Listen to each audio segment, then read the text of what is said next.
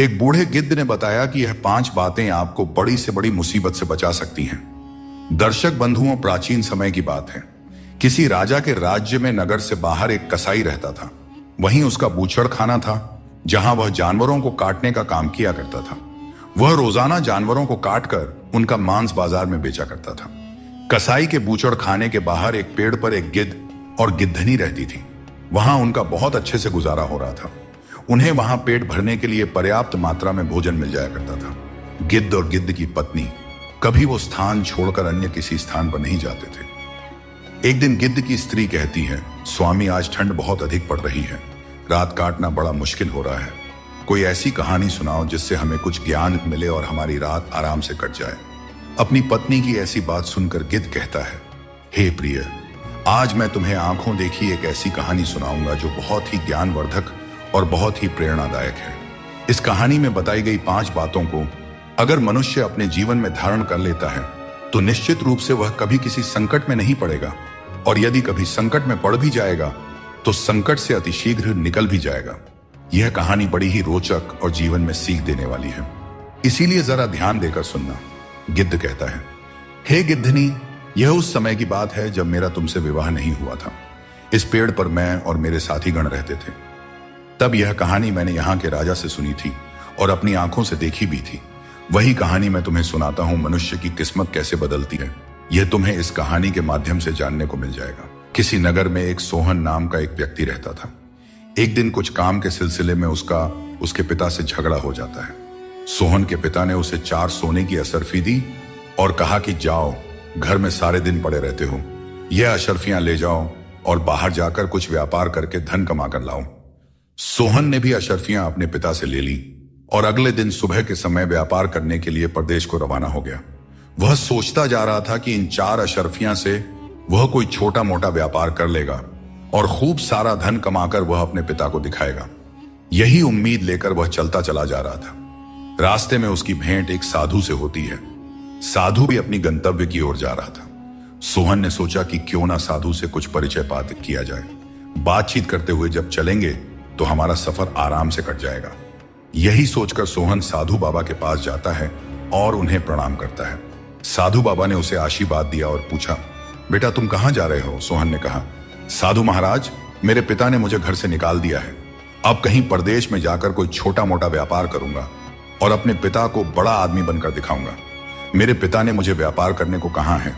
मित्रों, इस प्रकार बातचीत करते हुए साधु और सोहन दोनों आगे के लिए चले जा रहे थे।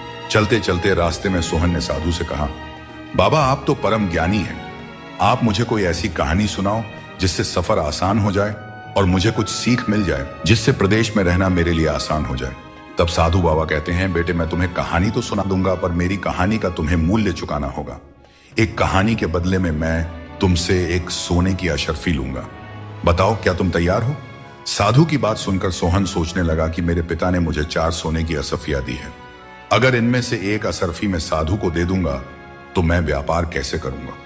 फिर सोचा कि साधु बड़ा बुद्धिमान मालूम पड़ता है और परदेश में रहने वाले का दोस्त विद्या ही होती है। घर में रहने वाले की मित्र स्त्री होती है, रोगी की मित्र दवा होती है, मरने वाले का मित्र धर्म होता है। और कहा भी गया है कि मेहनत करने वाले के लिए कोई काम कठिन नहीं होता और साहसी के लिए कोई लक्ष्य दूर नहीं होता। मीठा बोलने वाले के लिए कोई पराया नहीं होता। अगर आपके पास बुद्धि और विद्या है तो आप परदेश में कहीं भी सुखपूर्वक अपना जीवन बिता सकते हैं। यही सोचकर सोहन ने एक मुद्रा साधु को दे दी और कहा, महाराज आप मुझे कहानी सुनाओ, मैं आपकी कहानी का मूल चुकाने के लिए तैयार हूं। तब चलते चलते साधु ने उस युवक सोहन को कुछ उपदेश देना शुरू किया। साधु बोले, पुत्र तुम्हें मैं जो बात बताने जा रहा हूं, अगर तुमने मेरी बात पर अमल कर लिया तो यह तुम्हारे बहुत काम आने वाली है। सुनो, तुम परदेश में व्यापार करने जा रहे हो तो तुम मेरी यह एक बात याद रखना, यदि परदेश में तुम्हें कोई ठीक ठाक व्यापार ना मिले तो तुम खाली मत बैठना। जो भी जैसा भी काम मिले वह काम पकड़ लेना। यह प्रदेश में रहने वाले के लिए सबसे पहला और अनमोल मूल मंत्र है।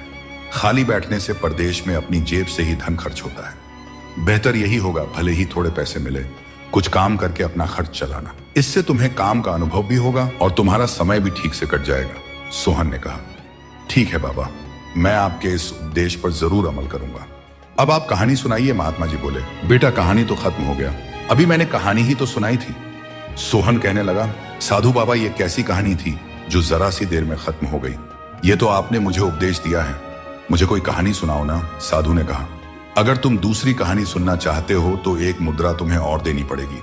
मैं तुम्हें दूसरी कहानी सुनाऊंगा मित्रों। सोहन ने कुछ सोच विचार करने के बाद एक मुद्रा साधु के हाथ पर रख दी और कहा, बाबा अब मुझे कहानी सुनाइए। साधु महाराज ने कहा, ठीक है, अब मैं तुम्हें दूसरी कहानी सुनाता हूं, ध्यान देकर सुनो। परदेश में रहकर किसी दूसरे की वस्तु पर छल कपट या प्रपंच से अपना अधिकार मत करना। दूसरे की वस्तु को हमेशा मिट्टी के समान समझकर चलना।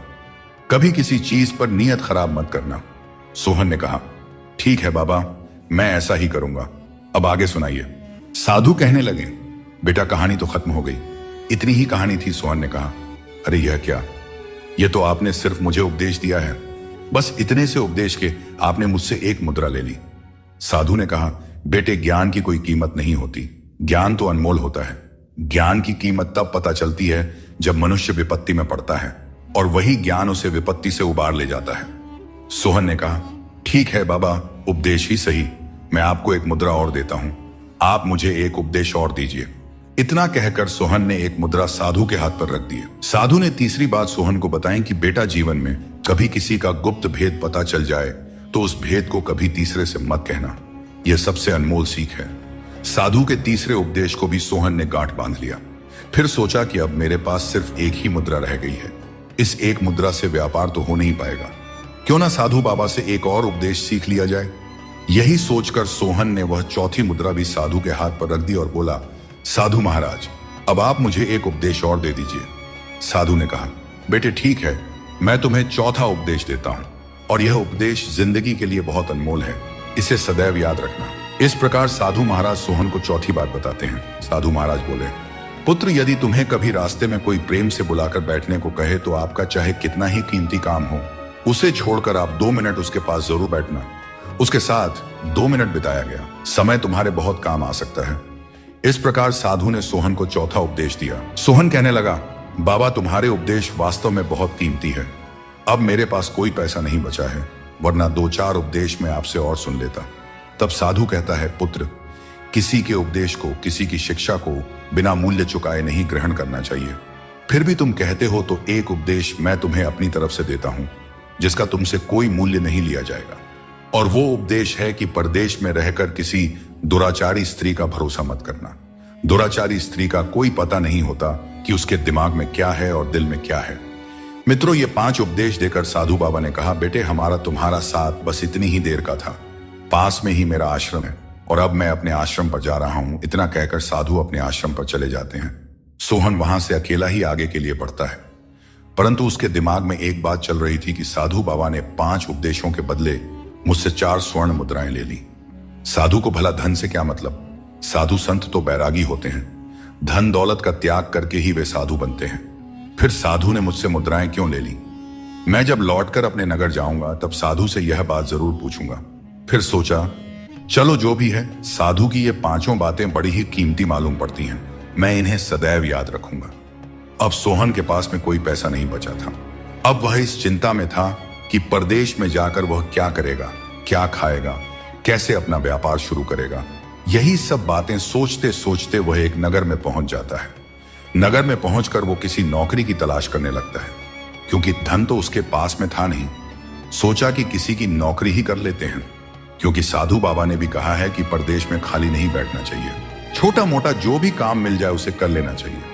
नौकरी की तलाश में सोहन इधर उधर लोगों से पूछता फिर रहा था।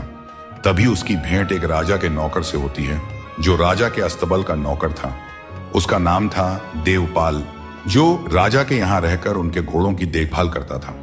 उसने देखा कि एक आदमी नौकरी की तलाश में घूम रहा है, तो देवपाल ने उसे अपने पास बुलाया और कहा, भाई तुम्हें काम की तलाश है और मुझे राजा छुट्टी नहीं दे रहा है। घर पर मेरी माँ बहुत बीमार है, काफी दिनों से मैं अपनी माँ को देखने नहीं जा पा रहा हूँ। राजा ने मुझसे कहा है कि तुम एक शर्त पर घर जा सकते हो, अगर तुम अपनी जगह किसी और को काम पर लगा दो तो तुम घर जा सकते हो। अगर मैं अपनी जगह किसी और को काम पर लगा दूं तो राजा साहब मुझे छुट्टी दे देंगे। एक काम करो भैया, मेरी जगह पर 1 माह के लिए तुम काम कर लो, जो भी वेतन मिलेगा वो तुम रख लेना। जब मैं अपनी माँ को देखकर लौट आऊंगा तब तुम कोई और काम तलाश कर लेना। देवपाल की बात सुनकर सोहन ने सोचा कि इधर उधर घूमकर समय नष्ट करने से अच्छा है कि 1 माह तक मैं इसकी जगह पर ही काम कर लूं। उसके बाद मेरे पास भी कुछ पैसे हो जाएंगे। मैं शहर में नया आया हूं, 1 महीने में मैं यहाँ के लोगों को समझ भी लूंगा। यही सोचकर सोहन देवपाल की जगह काम करने के लिए तैयार हो जाता है। देवपाल सोहन को लेकर राजा के महल में जाता है। मित्रों, वहां के राजा देवदत्त बड़े ही बुद्धिमान और प्रतापी राजा थे। उनकी एक बेटी थी चंद्रकला। चंद्रकला बहुत ही सुंदर थी और अभी अभी ही उसने जवानी की पहली सीढ़ी पर कदम रखा था। राजा अपनी पुत्री से बहुत प्यार करता था क्योंकि चंद्रकला उनकी इकलौती बेटी थी। मित्रों, राजा को घोड़ा पालने का और घोड़सवारी करने का बड़ा शौक था। एक से बढ़कर एक अच्छी नस्ल वाले उसके यहाँ हजारों घोड़े बंधे हुए थे। उन घोड़ों की देखभाल के लिए राजा ने कई नौकर लगा दिए थे। उन्हीं में से एक देवपाल था। प्रत्येक नौकर के हिस्से में 2-2 घोड़े थे। उन्हें खिलाने पिलाने के लिए राजा उन्हें बराबर राशन और दाना घास देता था। दोस्तों, इधर सोहन को लेकर देवपाल राजा के पास पहुंचता है और कहता है, हे राजन, मैं अपनी मां को देखने के लिए गांव जा रहा हूं। जब तक मैं लौट कर नहीं आता तब तक मेरे स्थान पर यह व्यक्ति काम करेगा। इसका नाम सोहन है और यह बहुत ही मेहनती और ईमानदार व्यक्ति है। मुझे आपकी आज्ञा चाहिए। राजा ने कहा, देवपाल, इसमें आज्ञा की क्या बात है? यदि यह व्यक्ति तुम्हारा भरोसेमंद है तो इसे ले जाकर अपना काम समझा दो और जाकर अपनी मां को दिखाओ। लेकिन ध्यान रहे, हमारे घोड़े की देखरेख में जरा भी लापरवाही नहीं होनी चाहिए। अगर हमारी घोड़ों की देखरेख में जरा भी लापरवाही हुई तो उसके लिए हम इसे नहीं, तुम्हें दंड देंगे। देवपाल ने कहा, ठीक है महाराज, आपको शिकायत का अवसर नहीं मिलेगा। मैं इसे सारा काम अच्छे से समझा दूंगा। इस प्रकार राजा की आज्ञा लेकर देवपाल सोहन को लेकर घोड़ों के अस्तबल में जाता है। वहां जाकर देखा तो हजारों घोड़े बंधे थे। देवपाल ने सोहन से कहा, देखो सोहन, मेरे हिस्से में राजा ने 2 घोड़े दिए हैं। तुम्हें इन्हीं दोनों घोड़ों की देखभाल करनी है। इनको चारा खिलाना है और इनकी मालिश करनी है। सोहन ने कहा, ठीक है मित्र, मैं यह काम ईमानदारी और पूरी निष्ठा के साथ करूंगा। उसके बाद देवपाल सोहन को अपना कमरा दिखाता है और कहा कि आज से तुम इसी कमरे में रहोगे। इस प्रकार देवपाल सोहन को जिम्मेदारी सौंपकर अपने नगर को चला जाता है। इधर घोड़ों की देखभाल के लिए सोहन अपने काम में लग जाता है। सोहन रोजाना घोड़ों की मालिश करता था, उन्हें नहलाता धुलाता था। उसके बाद उन्हें चारा और दाना खिलाता था। मित्रों, राजा के यहां से प्रत्येक नौकर को घोड़ों को खिलाने के लिए 18 किलो चना दिए जाते थे। सोहन ने उन चनों को एक पोटली में बांधा और अपने रूम में जाकर पानी में भिगोकर उन्हें कूट पीस कर अपने घोड़ों को खाने को डाल दिया। जब वह अपने काम से फ्री हो गया तो उसने सोचा कि क्यों ना बाकी नौकरों के साथ बैठकर कुछ बातचीत कर ली जाए। यही सोचकर सोहन उन नौकरों के पास जाकर बैठ जाता है जो राजा के अन्य घोड़ों की देखभाल करते थे। उसने देखा कि सारे नौकर इकट्ठे होकर एक कमरे में बैठकर शराब पी रहे थे और घोड़े अभी भी भूखे बंधे थे। सोहन कहने लगा, अरे भाई, तुमने अभी तक अपने घोड़ों को घास और चना नहीं डाला, शराब पीने में लगे हो। तब उन सभी नौकरों ने कहा, अरे भाई, बिना अपना काम खत्म किए हम कभी नशा पानी नहीं करते हैं। हम सब अपने अपने घोड़ों को खुराक डाल चुके हैं, उसके बाद ही यहां बैठकर शराब पीने आए हैं। सोहन ने देखा कि राजा के यहां से घोड़ों के लिए जो चने मिले थे वह अभी भी उन नौकरों के पास में रखे थे। सोहन ने कहा, अरे भाई, क्यों झूठ बोल रहे हो? आपके पास अभी भी बहुत सारे चने कूटने के लिए पड़े हैं और तुम कह रहे हो कि हमने अपने घोड़ों को दाना पानी डाल दिया है। तो उन लोगों ने जवाब दिया, भैया, हमारे पास जो चने रखे हैं ये चने घोड़ों को खिलाने के लिए नहीं है, इनको तो हम बाजार में बेचकर अपनी शराब का इंतजाम करते हैं। सोहन ने पूछा, फिर घोड़ों को क्या खिलाते हो? तब उन लोगों ने जवाब दिया, राजा हमें 18 किलो चना देता है, हम 5 किलो चना घोड़ों को खिला देते हैं और बाकी के चने बेचकर अपना नशा पानी का इंतजाम करते हैं। नौकरों का यह बर्ताव सोहन को अच्छा नहीं लगा। सोचने लगा, यह तो राजा के साथ और इन निर्दोष जानवरों के साथ धोखा है। तुम सब अपना पेट भरने के लिए, नशा करने के लिए इन घोड़ों को भूखा रखते हो। वे सब नौकर कहने लगे, देखो भाई, पेट भरने के लिए यह सब करना पड़ता है। राजा से मिलने वाले वेतन से हमारा ठीक से गुजारा नहीं हो पाता है, फिर धन से किसका पेट भरा है? तुम भी ऐसा ही किया करो। तुम्हें कौन रोकता है? तुम्हारे लिए देवपाल ने यहां शराब रखा है, इसीलिए हमने यह बात तुम्हें बता दी। तुम यह बात किसी और से मत कहना, वरना तुम्हारे साथ अच्छा नहीं होगा। मित्रों, सोहन उन सब की बातें सुनकर चुपचाप अपने रूम में लौट आता है और सोचने लगा कि वे लोग ठीक कहते हैं, कल से मैं भी ऐसा ही करूंगा। बेईमानी करके मैं भी खूब सारा पैसा इकट्ठा कर लूंगा। तभी उसे साधु की बात याद आती है कि दूसरों के धन को मिट्टी के समान समझना चाहिए, अपना अधिकार नहीं करना चाहिए। दूसरे का धन, दूसरे की वस्तु मिट्टी के समान समझनी चाहिए। उसके ऊपर कभी अपनी नीयत खराब नहीं करना चाहिए। यह बात याद आते ही सोहन के विचार बदल जाते हैं। सोचने लगा कि मैं कम दौलत में ही संतोष कर लूंगा, लेकिन यह पाप का धन कभी नहीं खाऊंगा। मित्रों, उसी दिन से सोहन बड़ी ईमानदारी के साथ अपने घोड़ों को खिलाने लगा। हर समय उनकी देखभाल करता है। 1 महीने के अंदर सोहन के दोनों घोड़े एकदम हष्ट पृष्ठ और खूब तंदुरुस्त दिखने लगे और बाकी के नौकर दाने की चोरी करते थे।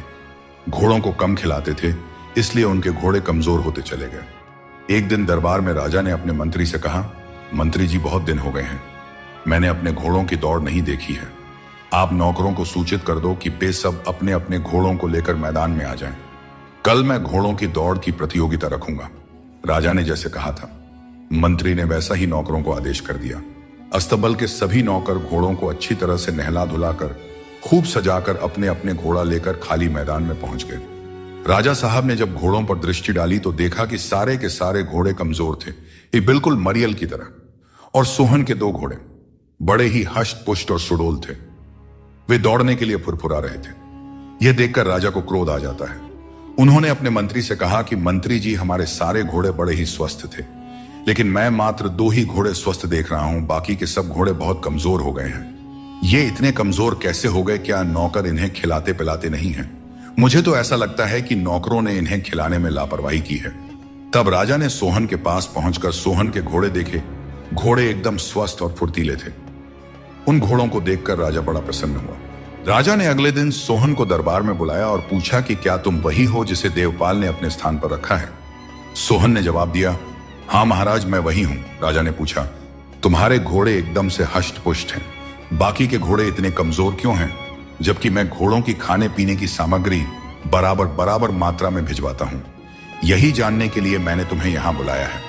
राजा के पूछने पर सोहन ने कहा, महाराज, मैं इस बात का रहस्य तो आपको बता दूंगा, लेकिन यह बात मैं तभी बताऊंगा जब अस्तबल के सभी नौकर यहां मौजूद होंगे। राजा ने आदेश देकर फौरन सारे नौकरों को अपने दरबार में बुला लिया। तब राजा ने सोहन से पूछा, अब बताओ, बाकी घोड़ों की कमजोर होने के पीछे क्या कारण है? तब सोहन ने कहा, महाराज, आपके बाकी नौकर बड़े बेईमान और बड़े लालची और नशेड़ी हैं। आप घोड़ों के लिए रोजाना 18 किलो चना देते हैं, लेकिन ये 5 किलो चना घोड़ों को खिलाते हैं। बाकी के 13 किलो चना ये लोग बाजार में बेचकर शराब ले आते हैं। घोड़ों को पर्याप्त मात्रा में दाना न मिलने से सारे घोड़े कमजोर हो गए हैं, लेकिन मैंने बड़ी ईमानदारी से आपका दिया हुआ राशन घोड़ों को खिलाया है, इसलिए मेरे घोड़े तंदुरुस्त हैं। इतनी बात सुनते ही राजा आग बबूला हो जाता है और नौकरों पर बिगड़कर बोला, हरामखोरों, हम तुम्हें इसी बात की तनख्वाह देते हैं कि तुम घोड़ों का दाना भी खा जाओ। सारे नौकर नीचे को गर्दन डालकर चुपचाप खड़े हो गए और डर के मारे थर-थर कांपने लगे। कहने लगे, महाराज, हमें क्षमा कर दो, हमसे बड़ी गलती हो गई है, अब हम दोबारा ऐसा नहीं करेंगे। राजा ने कहा, नहीं, मैं तुम सबकी गर्दन तलवार से अभी उड़ा दूंगा। तुमने हमारे साथ धोखा किया है। राजा को अत्यंत क्रोध में देखकर सोहन कहने लगा, महाराज, इस बार इन्हें आप क्षमा कर दीजिए। मैं उम्मीद करता हूं कि अब ये दोबारा गलती नहीं करेंगे। सोहन के कहने पर राजा ने उन्हें चेतावनी देकर छोड़ दिया। मित्रों, सोहन की ईमानदारी को देखते हुए राजा ने सोहन को इनाम दी और उसे अस्तबल का मुख्य निरीक्षक के रूप में नियुक्त कर दिया और कहा कि आज से तुम्हारा काम इतना है कि तुम इन सब पर नजर रखोगे।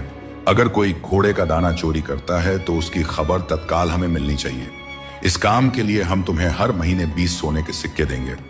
राजा ने सख्त निर्देश देकर उन सभी नौकरों को छोड़ दिया और सोहन नौकरों पर दृष्टि रखने के लिए नियुक्त कर दिया गया। राजा अपनी उंगली में एक हीरे की अंगूठी पहना था। वह अंगूठी उतारकर राजा ने इनाम के रूप में सोहन को पकड़ा दिया और कहा कि जब भी तुम्हें हमसे मिलना हो तो तुम यह अंगूठी पहरेदार को दिखाकर हमसे किसी भी समय मिल सकते हो। अस्तबल में पहुंचकर सोहन ने सभी नौकरों को समझाया कि देखो, इस बार तो मैंने तुम्हें बचा दिया। अगर दोबारा तुम्हारी गलती पकड़ी गई तो राजा साहब तुम्हें जिंदगी भर के लिए जेल में डाल देंगे। इसीलिए ईमानदारी से अपना काम करो। मित्रों, उसी दिन से सारे नौकर ईमानदारी से घोड़ों को खिलाने पिलाने लगते हैं। फिर उन्होंने कभी भी बेईमानी नहीं की। सारे घोड़ा फिर से स्वस्थ हो गए। इधर 1 माह का समय बीत चुका था और देवपाल अपनी मां से मिलकर अपनी नौकरी पर लौटता है। जैसे ही देवपाल घोड़ों के अस्तबल में पहुंचता है तो सारे नौकरों ने उसे घेर कर सोहन की करतूत देवपाल को बताई कि हमारी चोरी सोहन ने राजा से पकड़वा दी और राजा ने उसे मुख्य निरीक्षक बना दिया है। देवपाल ने कहा, तुम लोग चिंता ना करो, मैं वापस आ गया हूं। देवपाल मन ही मन सोहन से बहुत जल रहा था, क्योंकि राजा ने उसे उससे भी बड़े पद पर नौकरी दे दी थी और उसने नौकरों की चोरी राजा को पकड़ाई थी। इसलिए देवपाल उससे जलने लगा था, क्योंकि देवपाल भी चोरी करता था और उसे सोहन का यह बर्ताव बिल्कुल पसंद नहीं आया।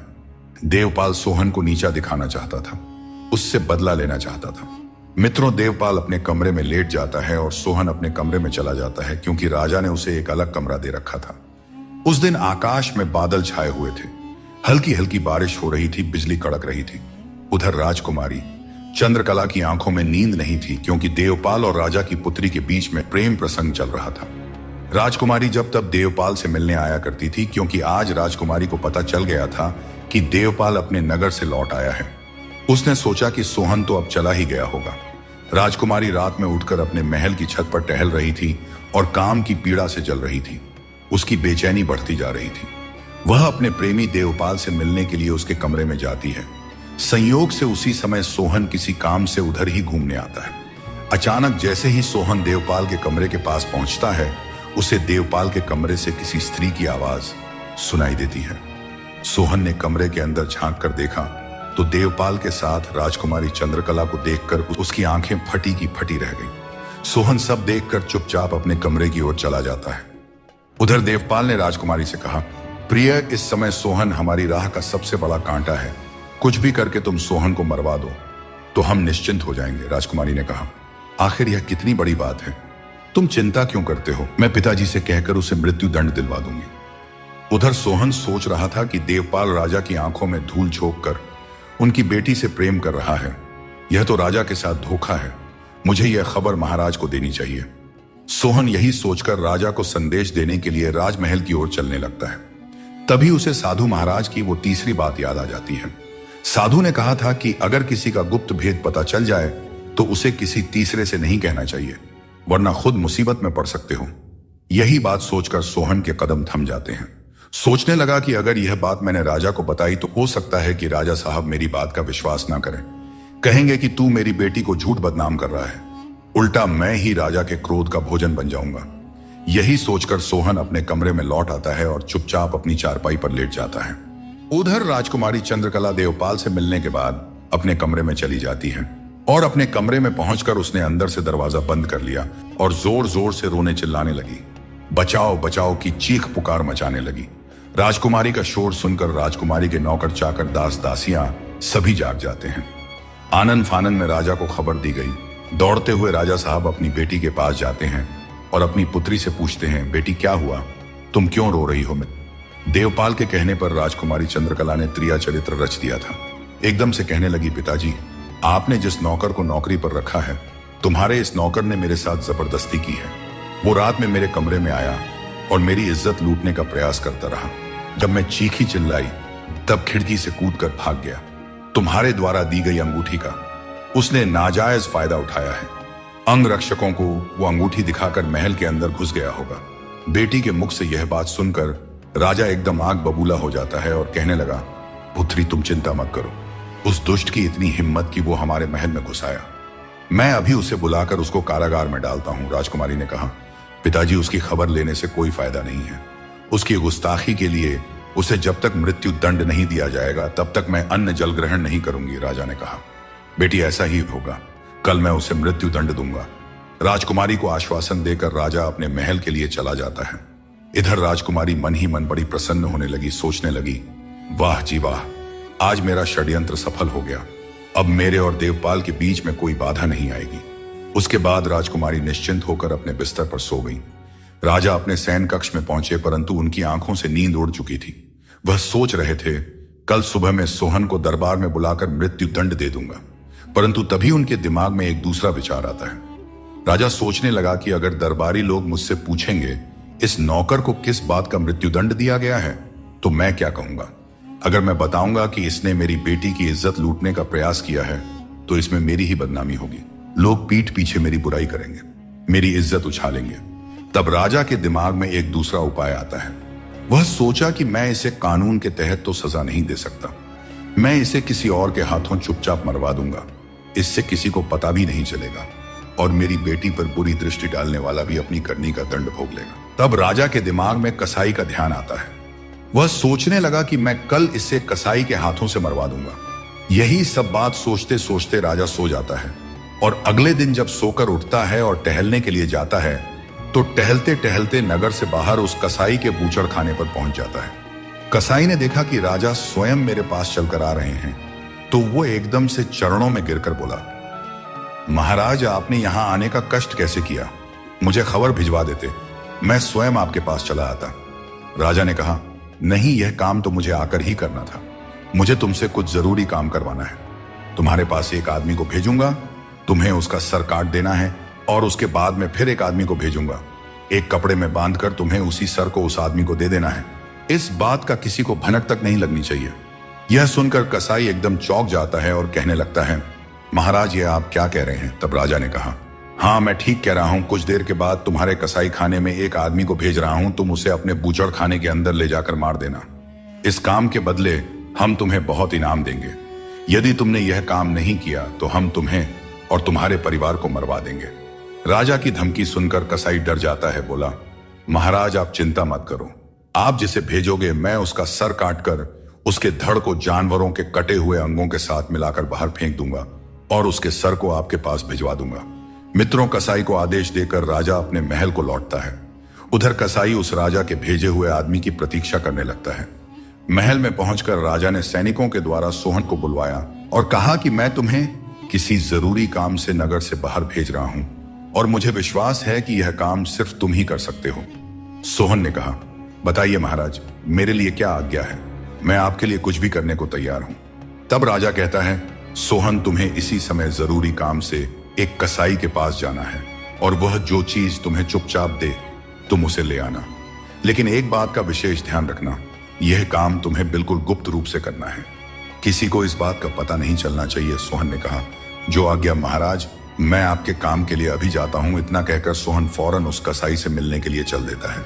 मित्रों, सोहन के मन में यह विचार आ रहा था कि राजा का इतना जरूरी कौन सा काम आ गया जो राजा मुझसे करवा रहा है।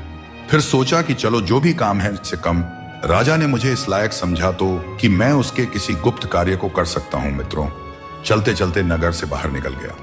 उसने देखा कि एक कुटिया है और कुटिया के बाहर कुछ साधु संत भगवान का कीर्तन कर रहे थे। सोहन उस कुटिया के पास जाकर खड़ा हो जाता है। तब एक साधु ने सोहन को इशारा देकर अपने पास बुलाया और कहा, बच्चा थोड़ी देर यहां बैठकर भगवान का कीर्तन करो, सब कुछ यहीं रह जाएगा, केवल यही साथ जाएगा। तब सोहन ने कहा, क्षमा करना महाराज, मैं किसी जरूरी काम से जा रहा हूं, इस समय मैं रुक नहीं सकता। इतना कहकर सोहन आगे बढ़ जाता है। तभी अचानक उसके दिमाग में साधु बाबा की चौथी बात गूंजने लगती है कि चाहे कितना ही जरूरी काम क्यों ना हो, चाहे लाखों का नुकसान हो जाए, अगर राह चलते कोई प्रेम से 2 मिनट बैठने को कहे तो उसके पास 2 मिनट जरूर बैठना चाहिए। साधु की यह बात मन में आते ही सोहन उन साधुओं की मंडली में जाकर बैठ जाता है और भगवान का भजन कीर्तन करने लगता है। उधर देवपाल सोचने लगा कि राजा ने सुबह सुबह सोहन को अपने पास क्यों बुलाया है और वो अभी तक लौटकर क्यों नहीं आया। मित्रों, देवपाल राजमहल के आसपास भटक रहा था। तभी खिड़की से राजा ने देखा कि देवपाल महल के बाहर भटक रहा है।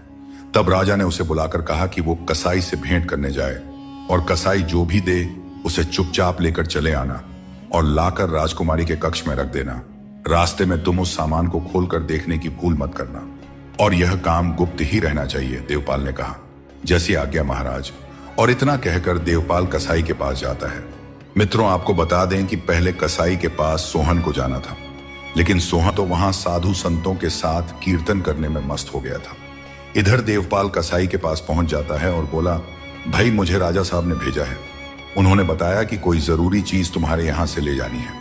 मित्रों, कसाई ने समझ लिया कि मुझे इसी का सर कलम करना है। कसाई कहने लगा, हाँ भाई तुम अंदर चलो, मैं अभी आता हूं। देवपाल नहीं जानता था कि कसाई ने उसे अंदर जाने के लिए क्यों कहा है। देवपाल राजा की योजना से बिल्कुल अनजान था।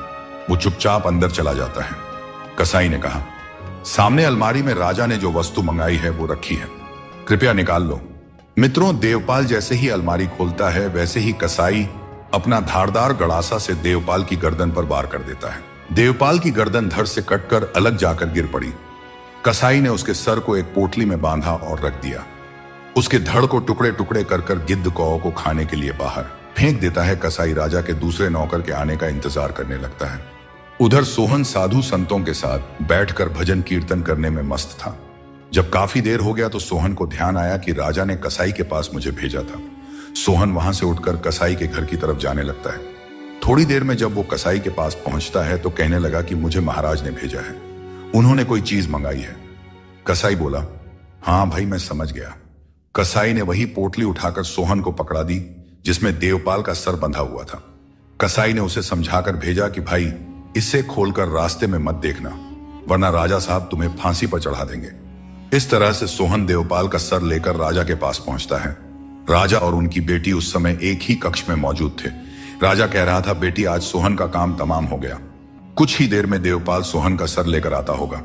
मित्रों, इतने में सोहन वो पोटली लेकर राजा साहब और राजकुमारी के कमरे में दाखिल होता है। सोहन को जीवित देखकर वे दोनों अचंभित रह जाते हैं और कहने लगे, अरे तुम यहां कैसे? सोहन ने जवाब दिया, महाराज कैसी बातें करते हो, आपने ही तो मुझे कुछ विशेष वस्तु को लाने के लिए कसाई के पास भेजा था। कसाई ने जो चीज मुझे दी है वह मैं लेकर सीधा चला आ रहा हूं। मैं तो कहीं एक मिनट भी नहीं ठहरा हूं महाराज, अभी खोलकर दिखाता हूं। सोहन ने जैसे ही पोटली खोली तो उसे देखकर राजकुमारी के साथ साथ उसके कंठ से भी चीख निकल पड़ी। उसने देखा कि देवपाल का कटा हुआ सर उस पोटली में बंधा था। सोहन का चेहरा पसीना पसीना हो जाता है। राजा को यह समझते देर नहीं लगी कि सोहन की जगह कसाई ने देवपाल का सर काट दिया है। जरूर देवपाल सोहन से पहले वहां पहुंच गया होगा। कसाई तो किसी को पहचानता नहीं था कि किसको मारना है और किसको छोड़ना है। सोहन रोते हुए पूछने लगा, महाराज यह क्या मामला है, आपने देवपाल को क्यों मरवा दिया? राजा के पास कोई जवाब नहीं था। इतने में राजकुमारी देवपाल के कटे हुए सर को लेकर जोर जोर से रोने लगती है। कहने लगी, मेरे प्रियतम, मैं नहीं जानती थी कि मेरी चाल तुम्हारे लिए ही उल्टी पड़ जाएगी, वरना मैं ऐसा खेल कभी नहीं खेलती। तुम्हारे कहने से ही मैंने सोहन पर आरोप लगाया था।